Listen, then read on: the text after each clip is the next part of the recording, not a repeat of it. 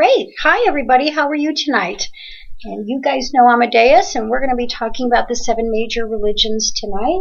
And I'm really excited about that, too. The list of things here, it's going to cover a whole lot of territory.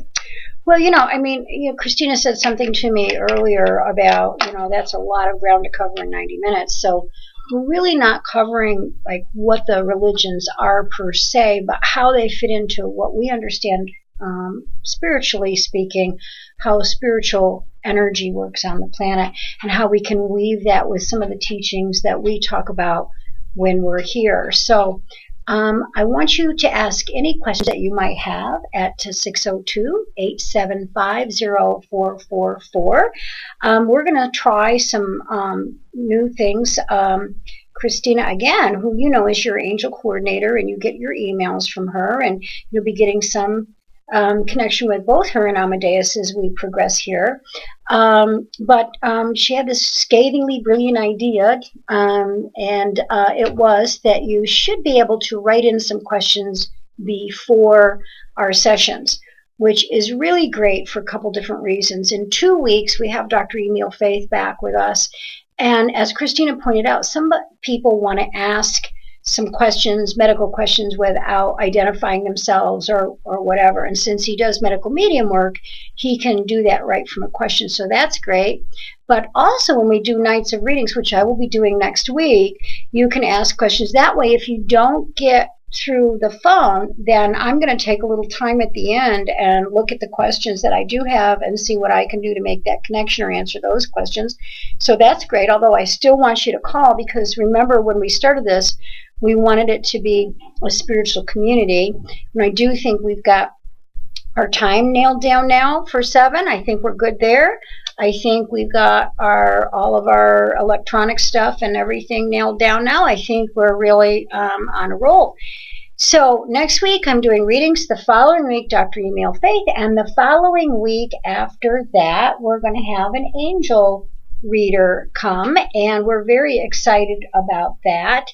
And so we're just going to have a barrel of fun. And I also have asked a very special guest to come, who is a man who lost his wife to cancer, and he has a book that he was a part of. There was, a bunch of men that contributed to this book about how a man's grief is different than a woman's grief, and the process for a man is different. So he is willing to come on board and talk to us. I have another gentleman who lost his son to suicide that said he would be happy to also speak in that regard. So honest to gosh, you guys, we are working hard to make this just be a wonderful learning experience. And when you can't join us, you can go into the archives and see some things there. So I think we're really starting to get it together. Well, over so many years of having done this type of work, you've seen so many things, and you've worked so diligently with your clients to help make a difference. And there are just so many different facets to the work that you do, and being able to bring that to a wider group of people so that they understand the importance of dealing with a counselor. Yeah. I'd also may be able to, and I can't make any promises, but I may be able to get Karen Perry to talk to us. She is the woman that lost her 3 children to a plane crash about 5 years ago at Thanksgiving time. She wants to talk about how that loss created a spiritual journey for her. I think they were like 6, 8, and 11 when they passed. And so, we're really looking at finding ways to create this kind of spiritual community for everybody, to, kind of give you a support group at the same time on things, to introduce different topics that will be interesting to you, all of those things. So it's really, I'm excited. Oh yeah, this has just taken on an entire personality all of its own, because when we first started, we weren't really sure exactly what direction things were going to go, but between the things that we and the things that angels and other folks share with us all of a sudden we begin to see that there are so many different directions and so many different things that we can bring to light and begin discussion on, because, there's no reason to keep things hidden in a closet that are hurtful and painful. Bring them out. So people can learn from. Well, so people can learn from them too. And I'm really excited to have men sharing. Usually in spirituality, it's just you've gone to spiritual classes. You guys, know this. There is about 75, at least 85, maybe % of the class that are women, and 15 to 20% that are men. And it used to be in my practice that I would have all women and very few men, but right now in my practice, I'm just almost at 60-40. It's not quite 50-50, but I bet I have 40% of my clients are male that are really starting to open up and understand spirituality and work with mediums. So I think it's going to be exciting. Yeah. Oh, it really is, and it's going to continue to build and change, and a lot of it is from the input and ideas that y'all have out there. Yeah, everybody contribute. So basically, what we teach in spirituality is that the universe, or the power of the universe, is the energy of God. That God is like a giant mirror reflecting back to us what we put out to God, which is why we talk about the law of attraction and affirmations and meditations and visualizations. It's why I teach about a karmic profile, our nature, our nurture, our Akashic records, or who we were in a past life, our emotional maturity factor, and how we understand the law of attraction contributes to how we move through life to remove the baggage that we may have come into life with. I always talk about the body being like a suitcase, and our spirit is, in this suitcase. And we can either go through life packing more shit into the suitcase, or we can go through life and unpack some of that. Hopefully, we're traveling to heaven with no bags whatsoever, because when we get there and we don't have any bags, we don't have to come back to a third dimensional frequency, which anchors us down in the duality of ego into a place where we are stuck in dense matter and don't have the freedom or the ability to always embrace, connect to, understand, work with, and honor our spirit. So that when we are working in groups like this, and we're understanding classes like this, and we're understanding, hopefully we're unpacking some baggage.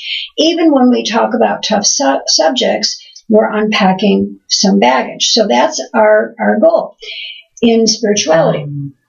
So I wanted to work with you tonight about what the 7 major religions are and how they reference what we teach in spirituality. So I have to ask you, today is Ash Wednesday, by the way, and I am a Catholic, and I did not get a chance to go to Mass and get ashes, but I was just saying to Amadeus that I would like to go to church every week. I don't get to church every week. We get there once or twice a month, but I'd like to go every week as not something that I'm giving up for Ash Wednesday, for Easter, because Easter's a big celebration about the renewal of life, but rather that incorporating something. So it's about mindfulness, and that's what spirituality is really about. No matter what religion you practice, it's about understanding the mindfulness of who you are, staying in the present moment, understanding and recognizing when you're an ego, honoring the lessons that you're learning, having an ability to communicate clearly what you are responsible for, and moving into a different level of life where in that honoring of your personal responsibility, letting go and freeing yourself of ego and moving into a connection with your spirit. Don't ask me to repeat that. So you understand that when I'm teaching like this, if you just notice what would happen, if you watch carefully on the camera, you'll notice that sometimes that's channeled information. The thoughts and the words drop into my head so quickly that I barely know what I'm saying to you. Like, I will have to go back and look at this to learn also, because it gets channeled through. So you'll see that I'll do a lot of that run-on sentences when we start getting into classes and that kind of thing, when we're in a place where the energy of the all that is, spiritual energy, really wants to move through someone that's helping to process other people's energy, and we get that exchange between each other. So let's start with the 7 major religions, or what we're going to call the 7 major religions, what they are, when they were, how they work, inside spirituality, and how they make us and culminate into a place of the now. Because, here in the United States, we're having a lot of misunderstanding about what's political and what's religious, and we're kind of blending some things together that maybe shouldn't be blended, but I guess that's for a different discussion. So the first major religion is something called Zoroastrianism, and what we're talking about tonight is about the major religions that believe in a one God. Okay, there were other religions before Zoroastrianism. The Vedic religion, for example, was a religion in which there was multiple gods honored. And then, we talked about Egypt lightly. We touched on it lightly the last week or the week before. I can't remember. But what we decided to do when we talked about this is not to put 10 pounds of shit into a 5-pound bag. We decided that we were going to do just the 5 pounds tonight, and we'll do Egypt and Atlantis together. I think that would be the best way to go with that. And then the Mayan thing would be a whole different thing too. So, and remember, you guys, I only know enough about this stuff to be dangerous. Like, I can teach you some things, but I'm like not the expert on all of it. Like when I teach numerology, I'm not a numerologist, but I can teach you what numbers mean and why they mean things and how to figure out your numbers and things like that. And I can teach you some of these things. So Zoroastrianism would be the first one. Confucianism would be the second. Taoism, the way of the Tao, would be the third. The fourth would be Hinduism and Buddhism as a contemporary kind of connection. The fifth would be Muslim or Islamic. The sixth would be Judaism, and the seventh would be Christianity. Now, understanding that a lot of these religions are all contemporaries, like, Confucianism and Taoism, they were contemporaries together. They were in the same period of time, but they have 2 different ways of going at their religion, which actually teaches us 2 different ways of going at spirituality, because that's our bottom line here, is we want to know what's our purpose in life. I can't tell you how many times I get that question, what's my purpose in life? I want to know my purpose. And, really, truly, your purpose in life is really to know yourself. That's everybody's purpose in life. Having a grand and glorious purpose, whether you're a priest or you're a healer or you're a doctor or you're a counselor or you're some grand and glorious guru, really doesn't matter. That's not your life purpose. That's maybe what you do with your life purpose, but that's not your life purpose. Your life purpose is to know who you are at a spiritual level and to learn to love yourself. Period. End of story. End of discussion. It's everyone's purpose. And we find different channels. We find different roads. We find different ways to get there. And if we don't get there in this lifetime, then we get plopped right down into another lifetime. And we have to find it again. So one of the ways that we understand our purposefulness is to understand the designation that we have for the word God. Okay. Now, my designation for the word God may come through Jesus Christ. Somebody else's designation, I put my hand in your face, I'm sorry, honey.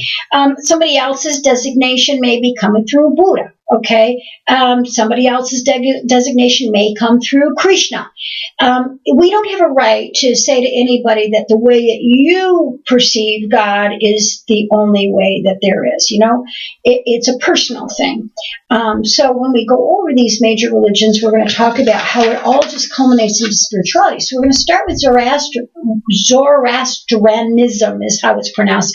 But Zoroaster is Zoroastranism.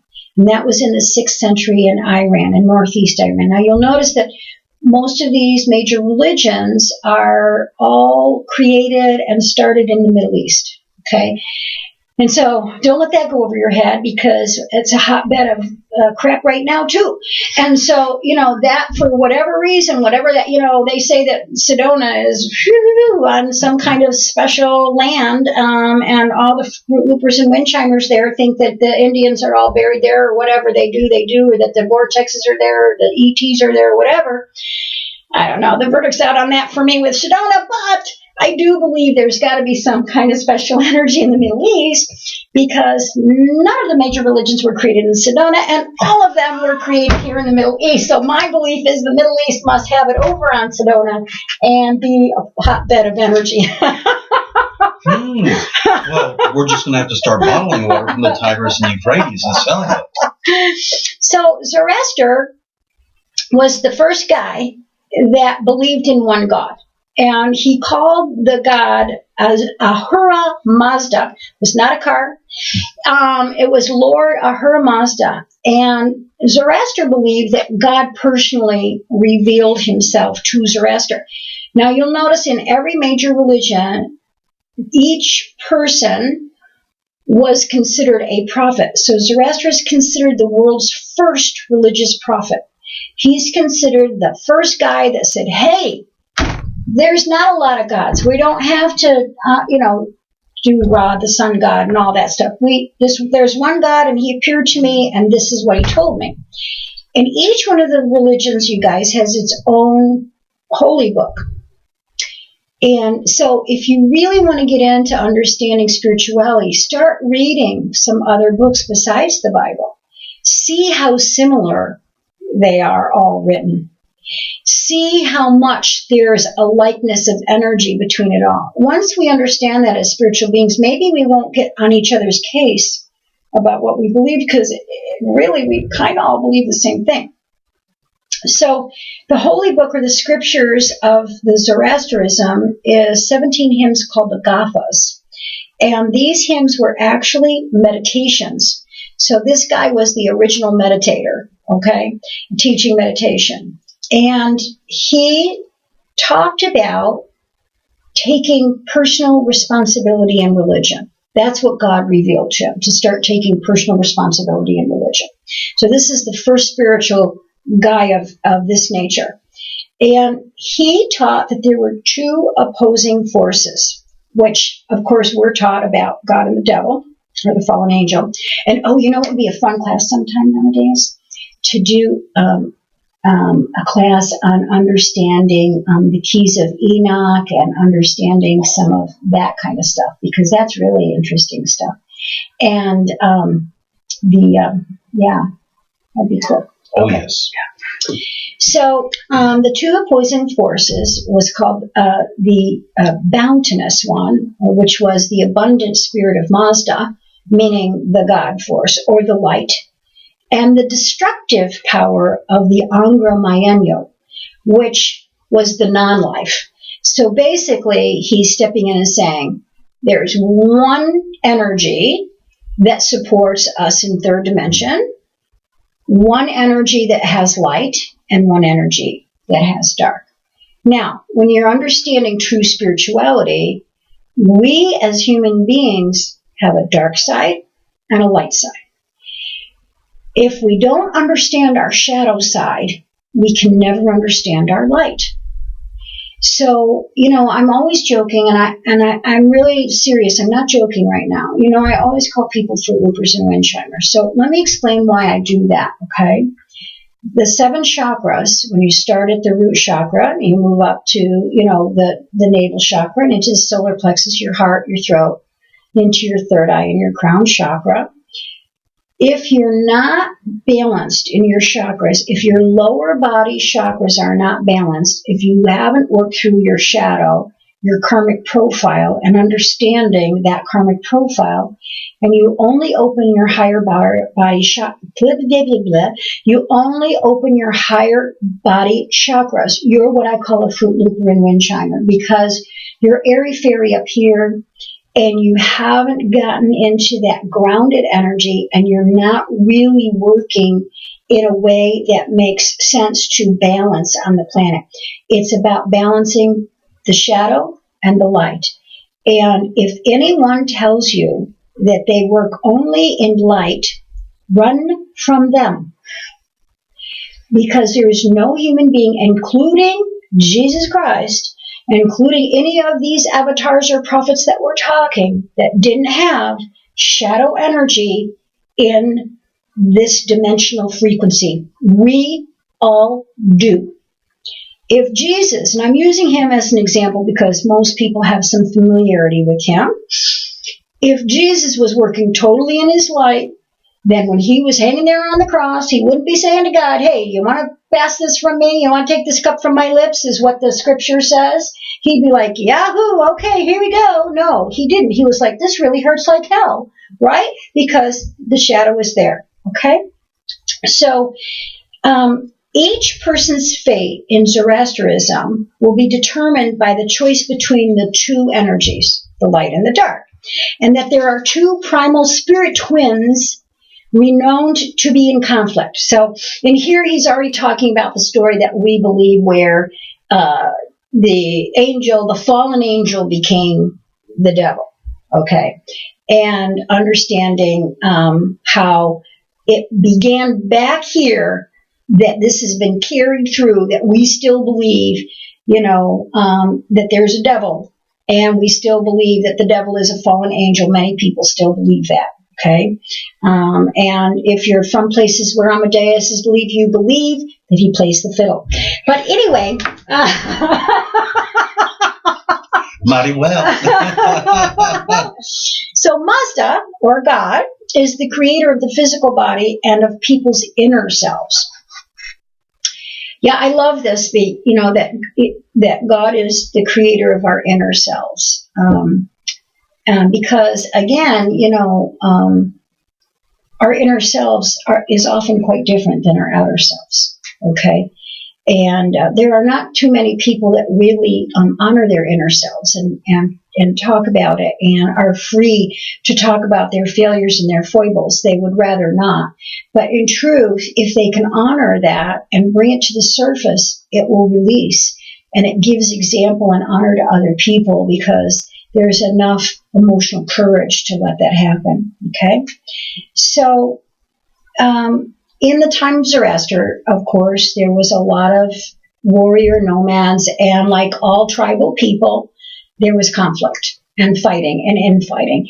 And, we always say that, in spirituality, we talk about religion creating conflict, but this guy was creating a religion out of conflict. And if you guys read my newsletter, and I hope you do, when it comes out, because, that I work at trying to make things make sense when I'm writing them and be in a place of being present to what's happening in the world and try to make it a spiritual thing. And I talked about in the newsletter that, maybe it's out of conflict and chaos and that we grow, but I'm hoping that we can become evolved as human beings to a place where we don't have to have conflict to evolve, that we can start being more collaborative. But so from this conflict, though, this is where Zoroaster started understanding the difference between the light and the shadow, because he would see, kind of bloodthirsty, wicked people is the way that he described it, as an expression of the cosmic forces of chaos and destruction. So what he's saying is that the belief was that being violent is part of our basic nature. Okay?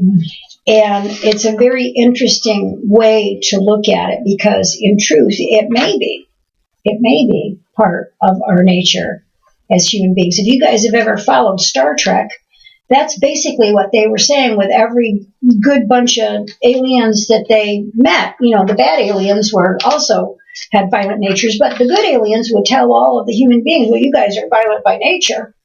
And so, some of those guys that wrote those Star Wars and Star Trek and stuff were really geniuses because they really gave a lot of messages. Star Wars itself is a genius because it's all about the dark force and the light force, and that's exactly what this religion was based on.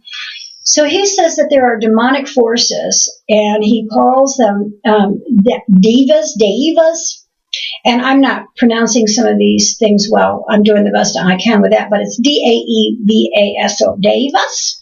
And he called them fury and lie. So he's saying that the energy of the devil is lying and fury. Okay? So that's interesting because, I've been talking to somebody tonight about depression, and depression being anger turned inward. That a lot of times people who suffer from depression have a lot of locked anger in their energy field. They don't know where it comes from, and it layered up. So there's part of fury there, and that could be definitely part of our dark side. And, lying certainly part of our dark side, right? Okay. And humorous, which are good in harmony. These two things, by the way, are reversed in Hinduism. Okay? But with this one, that's where it is. He also, by the way, which I find really interesting because, this was a long time ago in the 6th century, he talked about an expected savior. So he was the first prophet to talk about a sociant. And he also talked about fires of judgment and life after death. So if you believe that God has been trying to talk to us through the centuries and say to us, hey, children, get your shit together, he might have used this guy as the first guy to start talking about it. Basically, hey, you're on a planet of duality. You've got this negative energy over here. You've got this light over here. You've got choices to make around it. So it's an interesting thing. So in Orthodox beliefs, Zoroasters believe that Zoroaster is an avatar of the manifestation of divine. In other words, just like people believe that Jesus Christ was a manifestation of the divinity, meaning the Son of God, in this religion they believe that this guy was the Son of God. Okay? So that's when it all started, and that's how it all started, and when they started talking about devils and good and light and evil and all that, and started working with the one God. Now, up until this time, there were multiple gods being honored all the time. So this was the first one. It's kind of interesting, a couple of things that you touched on there. One of them was, how the similarity between so many different religions that are isolated from each other throughout the world. I was a tribal administrator for an Apache nation down in East Texas. And curiously, the basis behind their religious beliefs that are pre-Columbian was that there was a creator, and he had something like a wife, and her name was Changing Woman. And she lives in the moon. And what her gift to the people, to the Apaches, is that she had a son who the Creator placed in her to place on the earth so that he would walk among the people and teach the people how to live, how to treat each other. And then when he left, he went to go live in the sun. And the mother and the child are always circling each other. But this is to remind the people that whether it's night or whether it's day, they are still being watched over by the ones who brought them lessons on how to live and how to honor women, all under the watchful eye of a creator of the universe. So it's kind of an interesting Do you think that lends itself to an ET, an extraterrestrial discussion? I don't know. It's just the only thing that I've taken it as is that there's just a universal truth about a creator who loves people, and that he manifested in different forms and fashions in order to be able to let people know that he loved them and that they should love each other. This is the basic instruction. Love one another. And that's what the son of Changing Woman taught the people. It's interesting because when we talk about Atlantis, we're going to talk about maybe the Native Americans. When Atlantis went under, part of the people went into the Americas and became the Native Americans. Part of the people went into Egypt and became the Egyptians. And so that's why the Native Americans in certain circles are considered the lost tribe. when we talk about early biblical beginnings. And when we talk about, in the book of Ezekiel, it talks about things that look like spaceships and that kind of thing. And, I think it'd be interesting just to kind of look at how maybe some of that energy, kind of ufology energy, intertwines with religion on this planet. And I don't know, something that you said about it made me think of the ETs. And by the way, angels, I got to tell you that I am on an ancient alien TV show. Not as an ancient alien, mind you. No, there was a wonderful man. His name is John Burroughs, and John was a military policeman in the Air Force in the Hamersham Forest in 1972 in England, and was abducted. And he's somebody that I actually believe by a UFO. And I was on a documentary that was done with him, where I was the hypnotherapist that worked with him. And he has asked me to be on his radio show. And that's going to be the 23rd. It's a Thursday of March. And I've got to nail the details down with him. I don't have it anywhere. I don't have it on Facebook. I don't have it on the website. I have it nowhere, other than on the emails between me and John. And he and I will discuss, the details of that, and then I'll let you know. It should be a really interesting show. And if you want to hear somebody that has been on 2020 and 60 Minutes and all those news shows and has a real UFO story, like I'm sure this guy had something.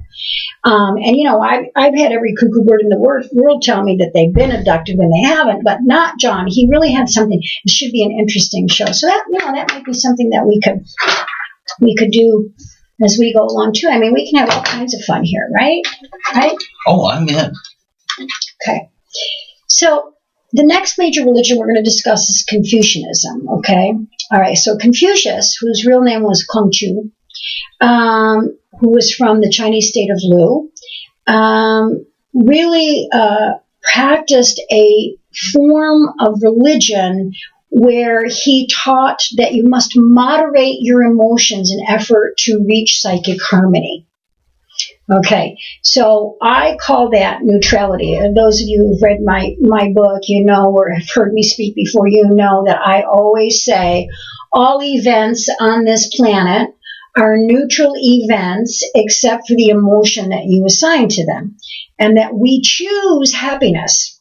We just aren't happy, we choose happiness. Many people choose to be happy no matter what's happening in their lives. Other people choose to be happy by being unhappy. But it's about a choice. And so he is talking about understanding how to work with our emotional baggage, which all human beings have, which is part of duality, in effort to reach that psychic harmony, so that the supreme deity or God will be, you can have it's like transcendental energy to move the emotions into a transcendental state in order to reach that level of connecting to God. Okay. And so, he had several holy books or scriptures. There were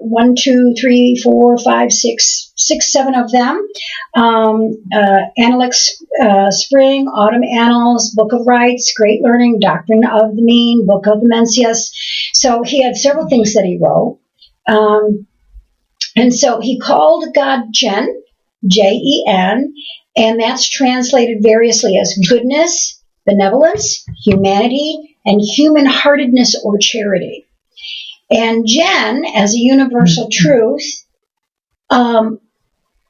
makes you a perfect human being. When you can get into the Jen of the energy, when you can practice all of those things, the goodness, the benevolence, the humanity, and the charity, then you're getting into that God state or that God being. Okay? And also he talked about loving others, all fellow man, personal integrity, which I talk about all the time because it's hard to find a lot of personal integrity, honestly, and altruism. So he made it clear that heaven also gave him the message. So he also called himself a prophet. Okay, so he was kind of repeating some of this stuff that had come from Zoroaster, but he was talking more about getting into the emotions of who we are as a human being towards our dark side, or that part of us that has ego, the part of us that is in fear, the part of us that's in anger, the part of us that's jealous, the part of us that's greedy, the part of us that's cheap. Those are negative body emotions. Those are the emotions that need to be cleared in order to find neutrality, so you can reach that Zen energy. You can reach all loving, all caring, charitable kind of energy.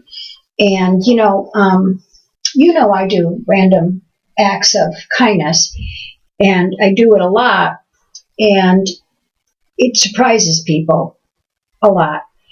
But in the restaurants that I frequent, when I do pick up a tab for somebody, what I find is every once in a while that restaurant will pick up a tab for me. So it's about paying it forward for sure. So, actually, I've got a question about Confucianism and the way it relates to Stoicism. As one of my favorite books is Meditations by Marcus Aurelius, and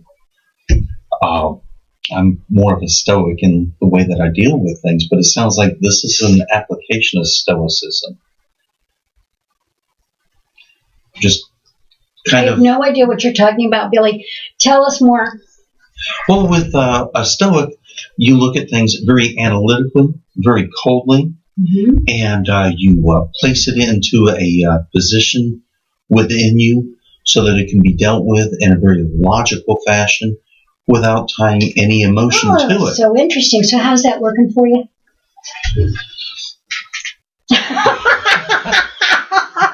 Pretty good?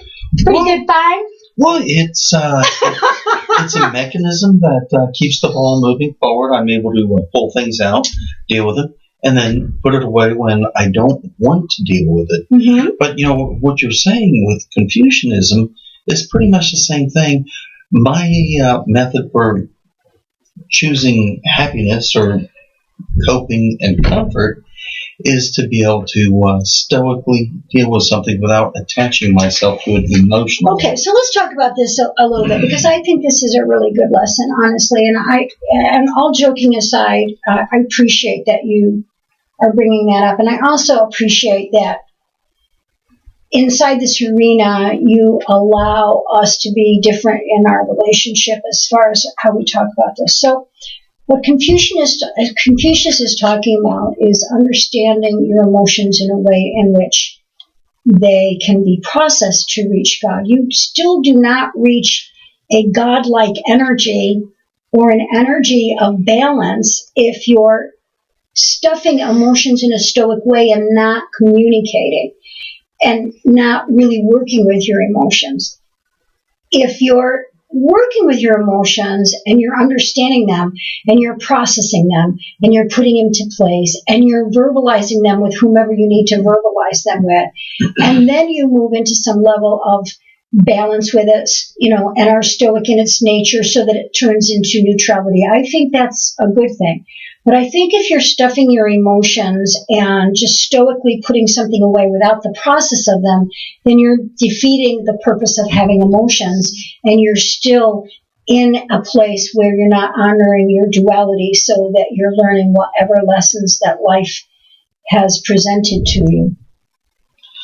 Well, emotions are a way of involving yourself in a methodology that isn't logical. God, I'm channeling Spock. But to allow an emotion to run through something also takes away an ability to deal with it thoughtfully and logically. Well, I agree that when emotions rule your life, that you're on the opposite side of the spectrum. But I think we're talking about balance when we're talking about this. And so if you're too Spock-like and your emotions are too blunted by being stoic, then you're not getting the process of understanding what your emotions are there for, and you're not getting the balance. So it has to, the energy has to lie somewhere in the middle between the two. That you can have logic and reason in understanding your emotions, but you have to feel them and process them in order to get to that place where you're moving forward in duality. Otherwise, you're still not understanding who you are at that level, because the emotions are given to us for a reason. We're on a planet of duality for a reason, and so we can't get too caught over here or too caught over here. I think the pendulum has to swing somewhere in the middle. Does that make sense? Yes, it does. And, when you do acts of kindness or participate in joyful experiences, those are wonderful things. But sometimes I guess you kind of move them into, or at least I do, into an area where that was great, that was wonderful. We'll go ahead and categorize that and place it right there. And we'll come back and visit that on occasion. Let's just talk. Let's just give an example, okay? So if you're losing your temper, if you're angry, and you go crazy with your anger, and you call people names, or you throw things, or you do something passive aggressive, you act out, you go get drunk and you're late coming home or something, or you're entertaining someone outside the marriage, all those things. They're an inappropriate expression of anger. Then your emotion has gotten the best of you. It's an inappropriate expression of that. You're not communicating or anything there.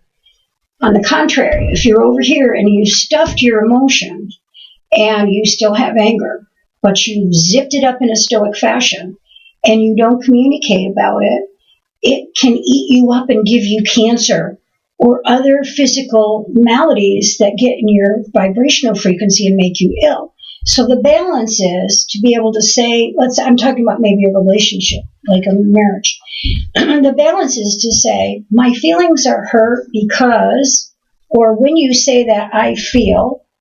So, you'll notice that when sometimes I've had a discussion with you about a situation, I've said to you, when you say that, I feel shamed because in my childhood, this happened to me.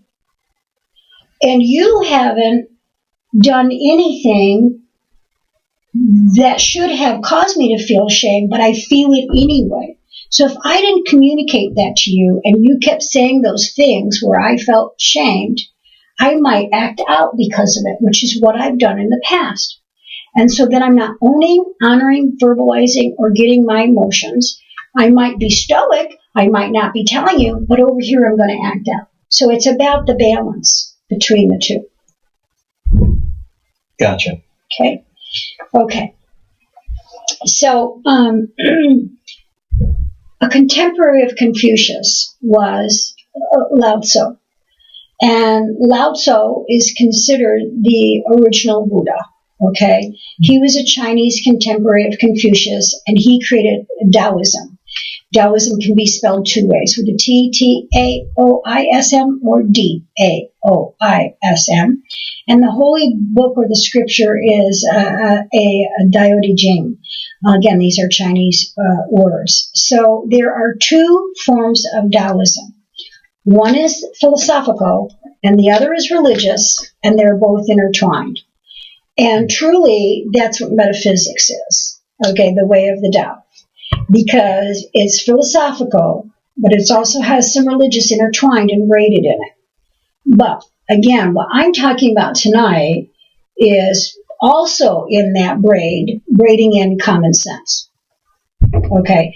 Without common sense, we're all over the board with any of this. Okay. So I'm talking about, we just had a discussion where, I want to infuse common sense into finding balance and how one processes their emotions. Okay.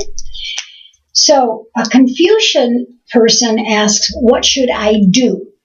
And that's male energy. I do want a pen, actually. Actually, is there a magic marker there?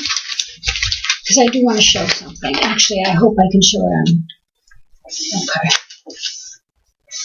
Okay, so male energy, like that. Does it show? Mm-hmm. Okay, so that's the Confucian energy. That's male energy.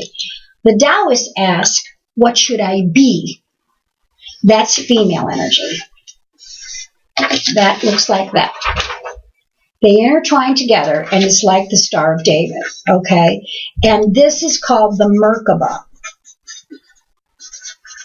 And that's Merkabah. And what we are striving to do in balance in our spirituality is we're striving to move our male energy and our female energy into partnership. And I'm talking about within yourself. I'm not talking about relationships. I'm talking about within yourself.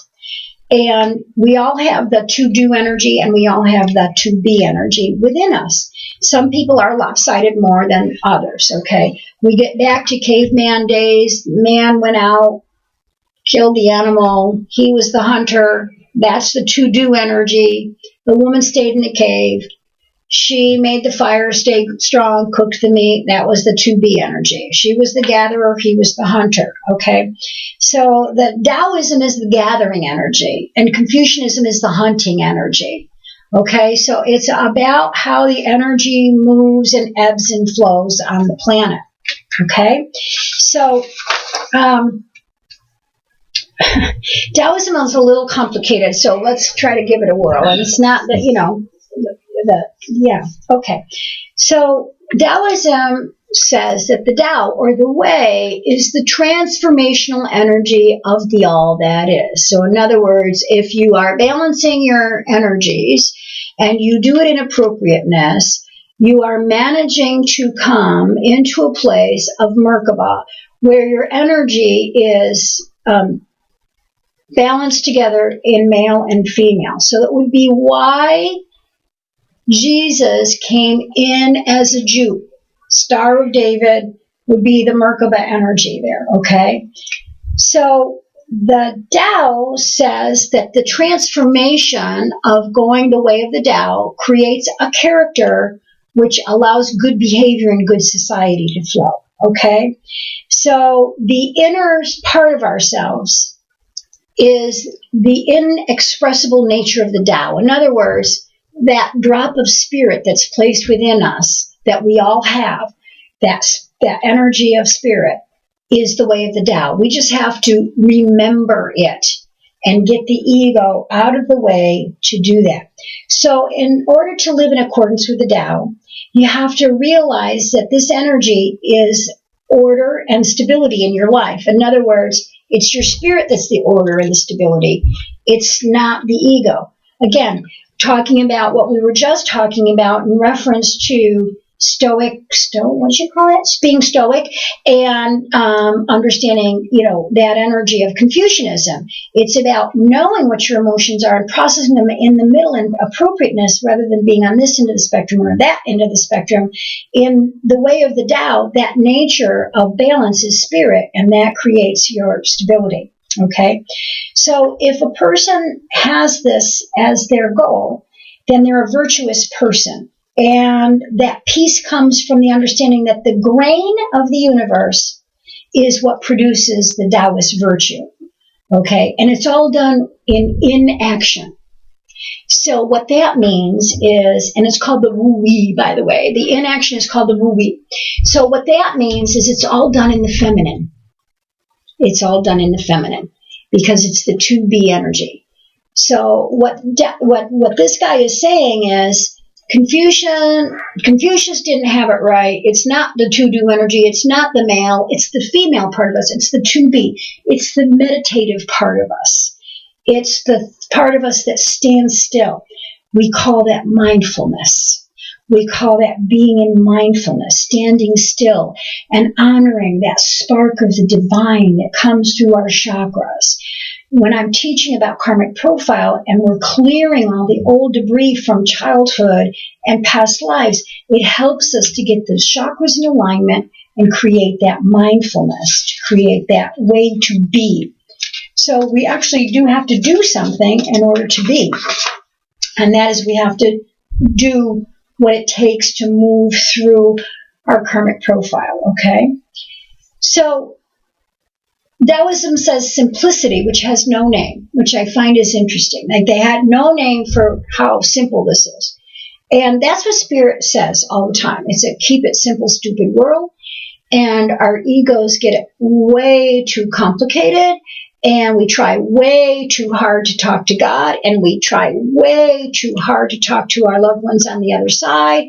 And, when there's that kind of simple energy, there is the absence of desires. In other words, the desire of getting in touch with your spirit can get in your way of getting in touch with your spirit, because then you're in the to-do energy instead of the to-be energy. Okay? So being free of desires makes for a tranquil world and gives you the equilibrium that you need to find to connect to the spirit. Okay? Now, he also talks about all nature being connected to the Tao. And when we do Deepak Chopra's work, he talks about this as the law of least effort. If you've got the 7 spiritual laws of success by Deepak, this is the law of least effort, meaning that when you just let it be, the forces of nature move through you the way that they're supposed to. Okay, so we're called human nature for a reason. So the way Deepak explains it is that birds don't try to fly, they just fly. That the salmon fish go upstream to do their thing. Flowers grow. Who was it that was? Oh, it was at church on Sunday. The priest was talking a little bit about this, saying that they're building a new church. And he was saying that he was walking past the construction, and amidst all the rock and the boards and the nails and the crap there was a single flower that grew. And so that's what this means, that nature takes care of itself.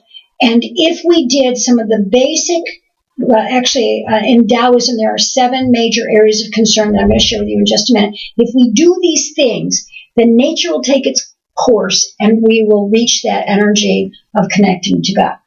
So he says that God's body is the universe, God's mind is the universe, God's spirit is the universe. You are God made manifest and reflect the universe. Now, this is the first guy to talk about the law of attraction, basically. Okay, so 3rd major religion, we got the first guy talking about the law of attraction, but he gives it 7 major areas for you to get to a place where you can reach the way or the Tao. One is inner hygiene. Get this, you guys. Way back when, this dude is talking about diet and exercise, right? Way back. Who knew?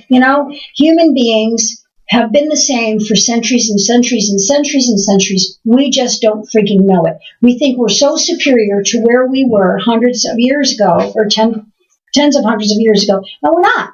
We're actually the same, okay? So diet and exercise is still one of the most important ways to reach a state of being that allows you to connect to God. What do I mean about diet and exercise? Does that mean that you don't eat meat? No, that's not what it means, okay?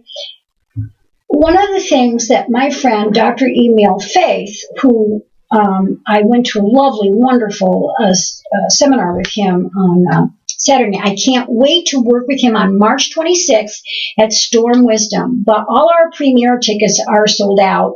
And but don't worry about it. Everybody gets a good seat. It just means you won't get a brain map. Still come. Tickets are less. Come. And because this guy is worth seeing, and I have a blast when we're doing readings, so it's all good. So anyway, what Emil says is that if you eat without guilt, and you still process appropriately through your body. Now, I'm not telling you to go out and eat a bag of potato chips. I'm not telling you to just eat chocolate or ice cream, mister. What I'm saying is that if you have those things, you have them in moderation and you don't give it your attention, okay? So, and it's one of the things that we have in our relationship that again, I've been saying, because, he will often say, oh, you ate that whole steak. And I'll be like, shut the hell up. That's not exactly what I say. But, because again, I had all these issues when I was younger with weight, and those of you who've known me for a long time, you see that I go up and down and up and down. So, that's an area of difficulty for me. So, as you can understand, that it's a real important way to find balance, and I'm still working on that. Second is breathing. Attention to the chi, or the breath, is not simply as the necessary condition of life, but it can bring with it forces of the cosmos properly understood, is how he said this. Basically, bottom line, he's talking about meditation, okay? Meditation, breathing, meditation. Plus, women have been taught throughout the centuries to be short breathers, because we've been taught to be second class citizens. So women short breathe. They don't breathe as deeply as men do. Did you know that? As you take a breath? You didn't know that? Yeah. So, women have to learn to breathe a little bit more. Women are often short breathers. And then number 3, circulation of breath within the body, bringing power deliberately to every part. So again, it's about meditation. When you're breathing in to the count of 7, you hold to the count of 7, you release to the count of 7. And you do that 3 times. And you do that 3 times because that works into numerology. So breathe in to the count of 7, hold to the count of 7, release to the count of 7. 7, 7, and 7 is 21, equaling a 3. Body, mind, and spirit. And you do that 3 times. Okay, so you're actually then doing a 63, and that's a 9. And 9 is the number of life in Judaism. So that's why that meditation breathing is significant.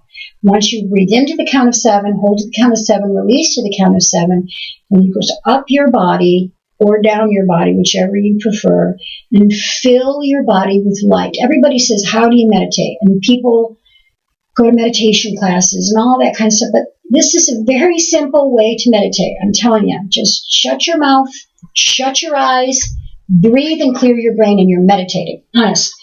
That's it. Honest. So then just pull light through your body and kind of see if you can fill your body with the energy of the breath and the light, okay? 4th, believe it or not, this guy way back here talked about sexuality. No, Duffy did not bribe me to put this in. But many of you wrote to me after we had Duffy on, and yes, I understand that some of it was uncomfortable, but it's a part of life, and if we are out of our comfort zone, we are learning, so whoever was uncomfortable, good for you, you learned. Okay, so he's talking about attention to techniques leading to the retention of energy. So basically, he's talking about tantric sex or controlling an orgasm. Because, again, the belief in spirituality is that is the seed of life.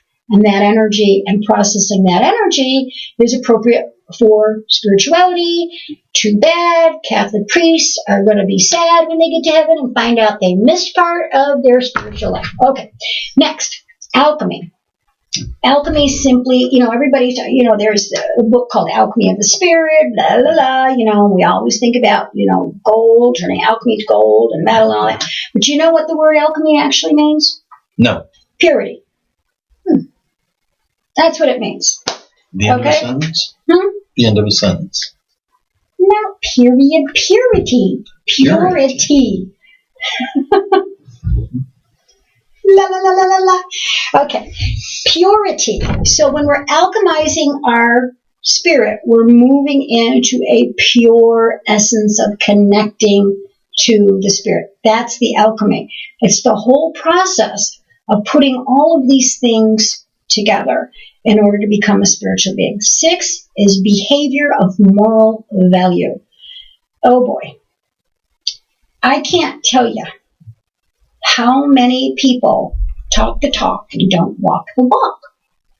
And if you're talking the talk and you're not walking the walk, that is its own set of karmic crap, let me tell you. Okay? So you've got to behave the way that you're talking about spirituality and really encompass true collaboration, cooperation, love, understanding, forgiveness, connection, charity, gratitude, graciousness. All of those things have to be part of your moral code.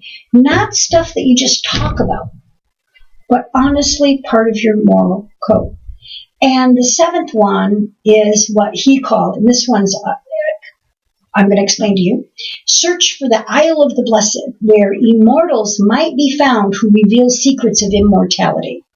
So basically what he's talking about is meditate and get in touch with your spirit guides or your angels, because they're in the Isle of the Blessed, they're the immortals that might be found who reveal secrets of mortality. In other words, listen to your spirit guide, listen to your guardian angels. So this is what he taught way back when. This basic stuff that he gave here way back as the way of the Tao would absolutely be the way of spiritual life. Okay? So, you guys can call with any questions if you have any, okay? What are we at? Oh, she's giving me the number. 602-875-0444. Okay, so absolutely, definitely give us a call. Okay, next we have Hinduism. Okay, so guys, everybody's heard a little bit about Hinduism because we all heard, the Krishnas were, well, again, I'm talking about my age group. Okay.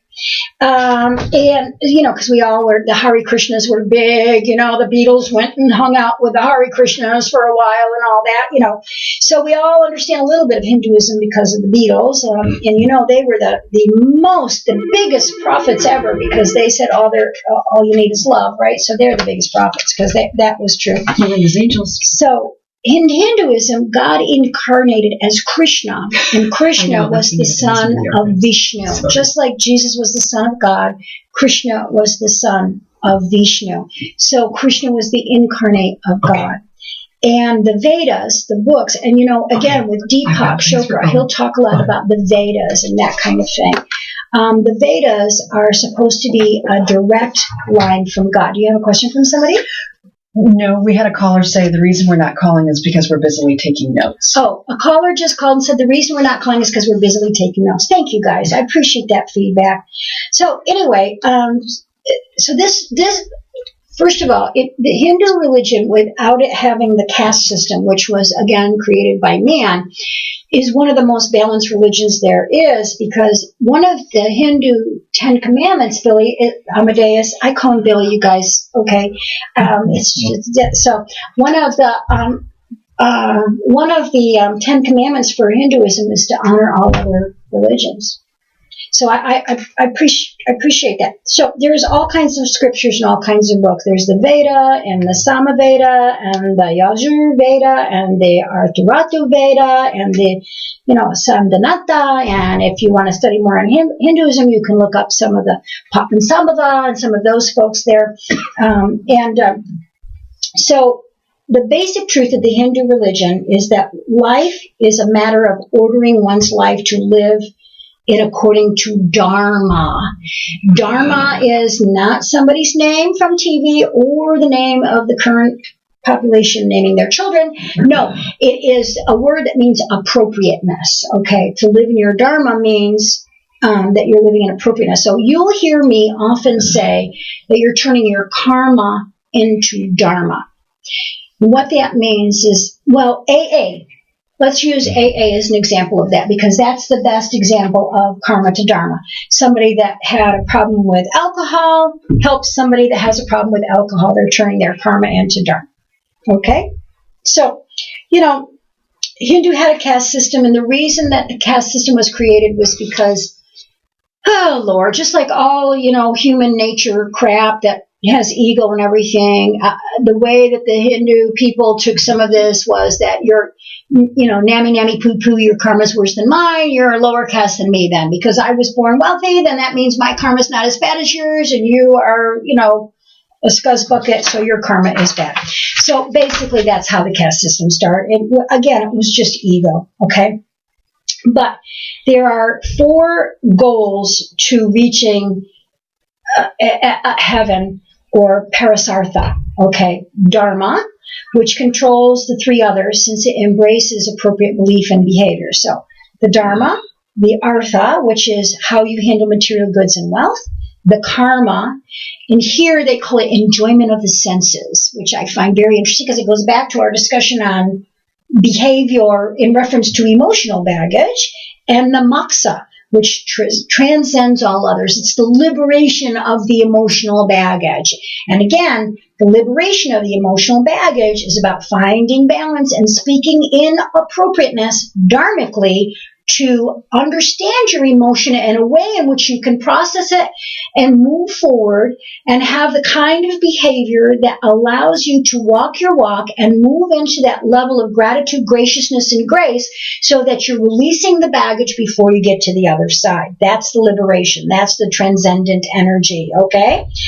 So they are talking about afterlife, the concentration of the prana, the breath. Okay, it's all about the breath. Again, gives way to the belief in the Atman. That's the soul. So again, the breathing and the soul combination, the meditation, which persists through the process of living and dying. Okay, which allows the changing of the appearance of the body. So this is the first time we're hearing about reincarnation, is with the Hindus. Okay, so again, I'm just going to say it again. They're talking about the breath being how the body processes in its state of being and how it moves into the dying process and we lose the breath and how it comes back. Now, in Hindu religions, they believe that reincarnation can occur from human to human, from human to animal, or worse. So, I don't know. I don't want to do a political joke, so I'm not going to, let's just say a rock. Maybe a rock, okay?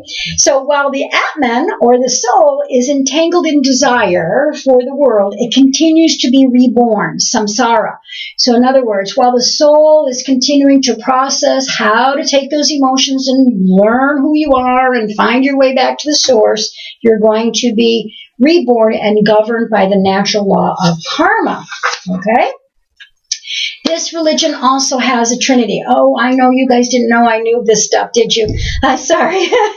So this religion also has a trinity, and that's the threefold manifest of God. That's Brahma, the creator.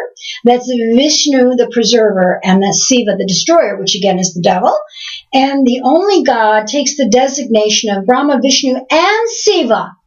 Okay, so again, this religion is talking about the light side and the shadow side of God. We are hearing this over and over and over again. Okay, and Vishnu as the creator creates himself, as the preserver preserves himself, and as the destroyer destroys himself. So if that spark of God is within us, then what it's saying is we preserve ourselves, we destroy ourselves, or we create ourselves. Bang, reincarnation in a nutshell. Okay, all right. So Christina's telling me I don't have a lot of time. Ooh, okay, Buddhism. Okay.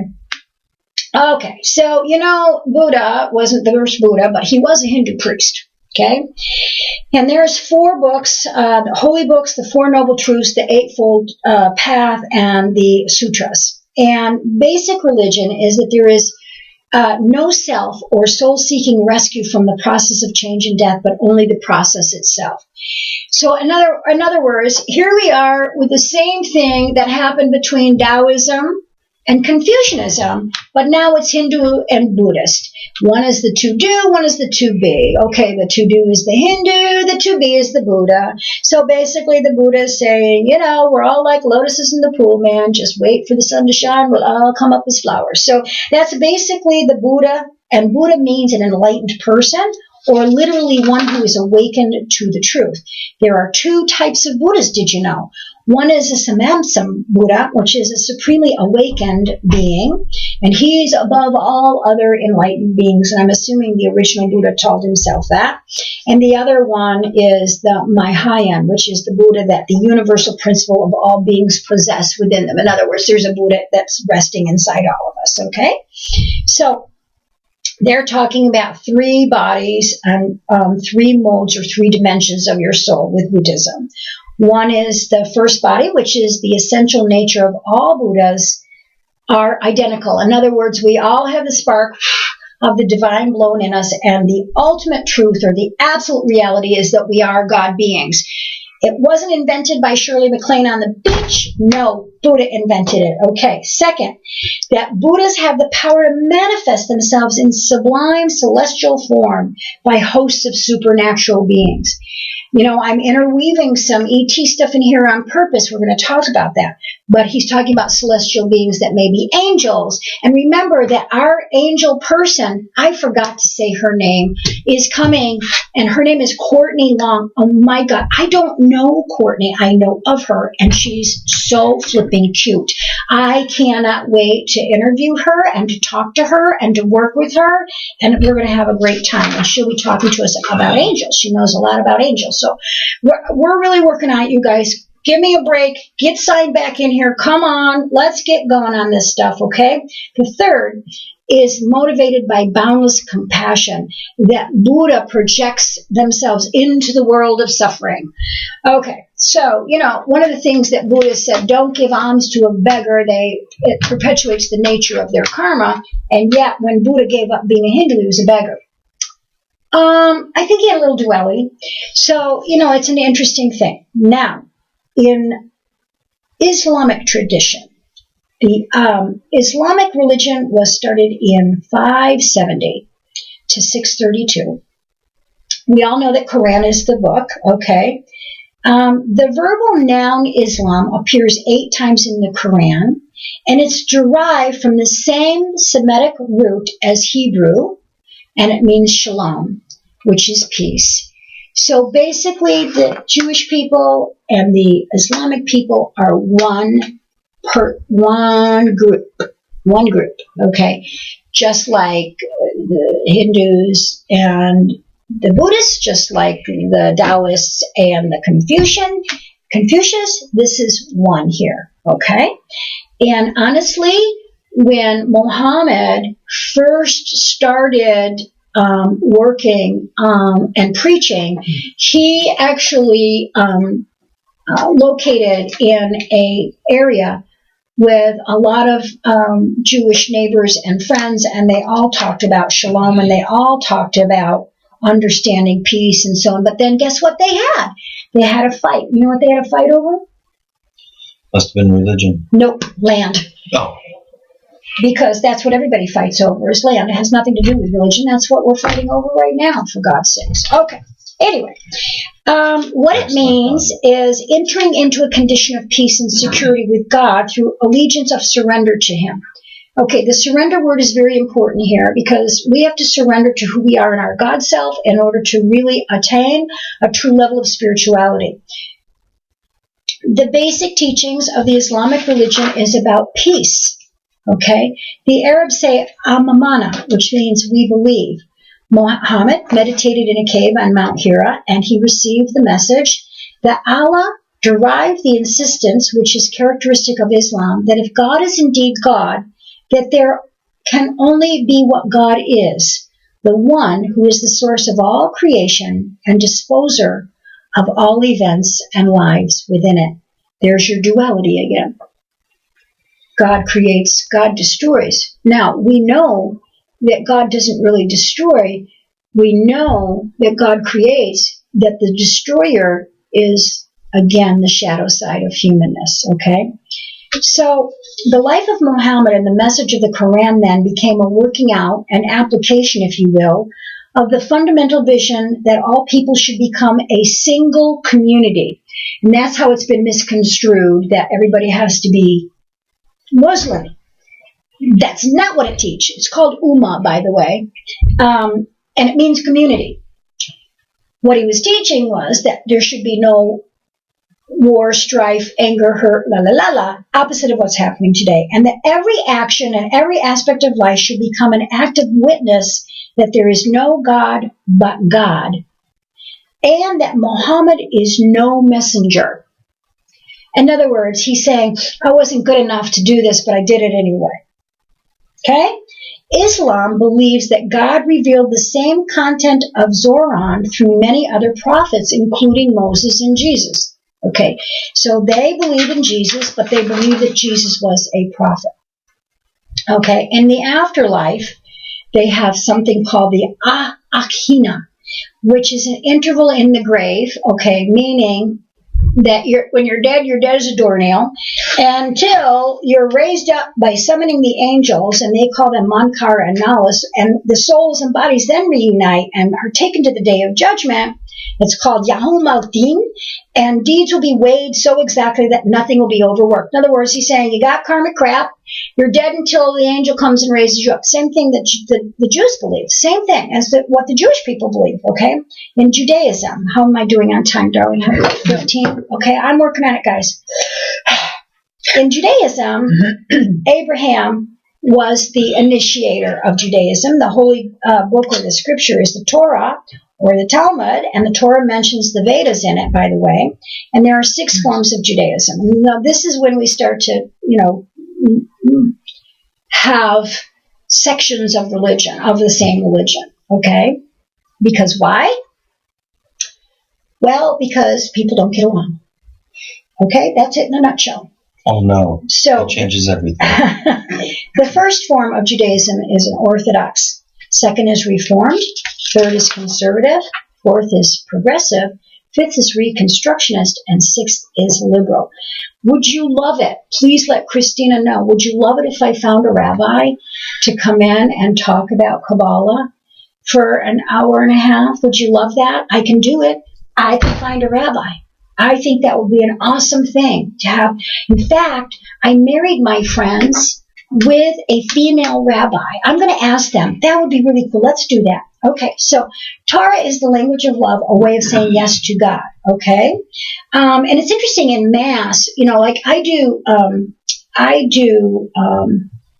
What do I do? I do Passover. I'm tired. I do Passover with my friends. I have very, very close friends that I do Passover at my house, and we go through the whole ritual of it. And it's so amazing to me, the whole Hebrew readings, the bitters, the whole thing. And it's amazing to me how much it's like a Catholic Mass. So much, so much. And in Catholic Church, we sing a song that says, say yes to God, so that stuff. Okay, so the Kabbalah is Jewish mysticism, and that Jewish mysticism is basically this. This is the Kabbalah in a nutshell, okay? Now you know Kabbalah. God can be perceived through contemplation and illumination. In other words, meditation, okay? And it is centered on a spiritual union with God, who's the source of all spiritual illumination, okay? So there are different levels of joy and song and dance, as well as prayer, in certain levels of the Jewish religion, where the worshiper is absorbed in divine light. The afterlife is the same belief as the Islamic religion, that there is a belief in the judgment day, okay? And the Orthodox people believe in a bodily resurrection, or a Sheol. I might not pronounce that right. I'll have to ask Lara or Beck. It's Sheol, a shadowy existence beneath the earth waiting for that day. Okay, so Catholics would call that purgatory. Mm-hmm. Okay, same stuff. Okay, all right, good. Last. Okay, Christianity. Oh my God, we could spend another 90 minutes on this stuff, okay? Because it's so diverse, and there's so many varying degrees of Christians. There's Methodists and Baptists and Catholics and all kinds of different offshoots of Assembly of God and, Mormon and, la, la, la, la, la. We could go on and on. But basically, Christianity does all agree that the figure of Jesus is the disclosure of God and a means for us to reconcile with God. In other words, Christians believe that we were born with some kind of original sin, which means karma. Your karmic profile is your original sin. How you came into choosing your karmic profile, that's your original sin. And how you work with your karmic profile through Jesus Christ is how you reconcile to God and find your God self, okay? And so Jesus was the promised Messiah, and he represents the Father, the Son, and the Holy Spirit. Now, if you have never, ever read the book The Shack, please read it, because it's coming out in movie form. And I have not cried to that degree in a book, I don't think in my whole life. I cried so hard. I was listening to that book in my car. I was crying so hard one day listening to that book that I had to pull off the road because I couldn't drive. It is such a delicious version of karma, Christianity, Jesus, the Holy Spirit, all of that stuff. It's called The Shack. And it's just a little paperback book, but I just saw it when we took Elliot to see The Purpose of a Dog's Life. And we saw the coming attractions of that coming on, so you absolutely have to go see that movie. So that is our 7 major religions in a very quick nutshell in reference to the spiritual piece of what we talk about with duality, understanding the reincarnation process, understanding the karmic profile, understanding our emotional baggage, understanding the shadow side and the light side, working with all of that energy and understanding it. So what do you think about that, class?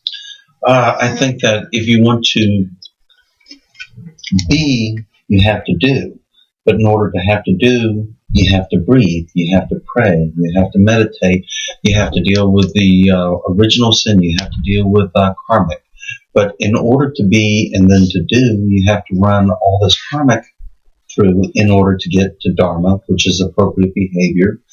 And in the process of doing all this, this is all within the context of dealing with an overarching creator and the folks that work for him on occasion, depending on what religion that you're selecting at the particular moment.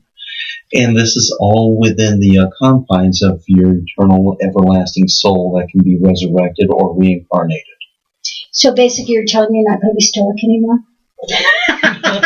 I got a call here. Go ahead and transfer it. Okay, Deb, here you go. Hang on. That's why God made vodka. So you can not be stoic, or so you can be more stoic? Depends on the consumption rate. This is Melinda. How are you? I'm good, Melinda. You did an awesome job tonight. Well, thank you, my friend. I appreciate that. That's a lot of information thrown out there in 90 minutes, isn't it? Yes, it is. That leads me to my question. Is it possible you could share your notes with us? Because my notes are like scattered across the desk with arrows and... Absolutely. Christina always shares those things the day after, and we've got it all ready for you guys to go, all set, and so you guys will get these notes. And then, of course, once you have the notes, I think it's great to listen to the archives and follow with it, because as you look at the notes, I've stopped and explained everything. So anyways, how are you feeling, my friend? I'm doing much better today. Very good. It's been a roller coaster and a few bumpy spots, but I'm getting there. And I'm feeling really positive about it, and I'm going to be there. Good. That's great. I'm so glad to hear that. I know that everybody... Can I just smile for a minute? Yes, of course. There's a couple of things I learned tonight. Yes. About meditation. Shut your mouth, shut your eyes, you're meditating. You're right. I'm such a great teacher now. Woo! I only know enough to be dangerous. Yes, those are part of my notes because, like, I was laughing and I was like, for so long, so many people have made things so difficult. That's where people get lost. That's exactly right. And the way you explain everything is simplified, but yet if you want to go deeper, there it is. Yeah. It's there for you. Take it. Take what you need and leave the rest behind. Exactly. And exactly. That's how and then there was another point, and which makes me think when I was 7 or 8, and I told my mom I didn't want to go to church. Mm-hmm. It was a Catholic church, and, that was a sin. She didn't want to go to church. Of course. She looked at me like I was the devil, and I told her that God wasn't angry, and that why do we believe this, and why do we believe that, and other people believe other things, and she just said, because that's what we're supposed to do. And that's where it ended. Of course she did. And so I always had the searching and the thing, and I always, the day I said to her that there's only one God, I'll never forget it. Yeah. Yeah, old time, first of all, an old time Catholic would have a very hard time with it, with an old soul saying that to them. And so you obviously were an old soul, and you knew what you knew intrinsically. And that's the part of you that I want you to lean on right now, is that inner child that knows God, because what she was saying to her mother was, I know God, and God is not angry. And I think if you could find that part of that faithfulness that you as a little girl had, it could transform your life in so many ways. Please remember that child knew. Yes. It goes back to that, and the searching and never really fitting into any particular church setting or religious structure. But I tried. Right. You know, I tried different churches, but each one, there was something I took from it. Right. And it meant something to me. Right. Until the last church I was at, and it was all about God damning us to the fires of hell, and okay, well, that's what you believe, but that's not what I believe, and I'm sitting and trying to get through it, and when it got to the part that if somebody is not reborn, they're screaming and burning in the fires of hell. Sorry, but I lost my breath, and I left outside, barefooted in the snow, crying, saying I can't do this anymore. Yeah, I understand. It was a turning point. Yeah. It was a turning point, but since then it's all about me sharing. It's all good. So. Well, good. Well, good. You know, I'm no longer a Roman Catholic. I'm a Franciscan Catholic. The Franciscans believe in reincarnation, and the Franciscans believe in collaboration, and the new Pope is a Franciscan. So maybe the Catholic Church will change a little bit. Maybe all of the issues with it help to make that movement. But I don't think that you need to go to church to be spiritual. I think that you are spiritual by the way you behave, and that there are many people that behave and tout that they're spiritual, including priests and ministers and so on, and they don't behave spiritually at all. So I think you just need to go back to the little girl that knows the source. Okay, Deb? Yes, and this Sunday I will be going to the church that's practically around the corner that has been here since forever, and I've gone once, and it's a spiritual church, and we all may be on different levels of understanding and knowing, but it's a safe place for me, and it's where I feel I need to be. Well, good. That's awesome. So that's where I'll be Sunday. Very good. I will think of you then on Sunday. Thank you. My friend. Thanks for everything. Yeah, we'll talk to you next week. I think next week we're going to do straight readings. So we will have you call in everybody next week, and good night, Deb. We'll talk to you next week. Okay, honey? All right. Good night. Have a good one. Bye-bye. Bye-bye. Yeah, you know that I like to go to church, and you've been a really good sport because you go to church with me. But you know what's interesting about Amadeus is that the first time I took him to church, and I was with a friend of mine, Tom, and sometimes all my friends go, like we have a save a rope.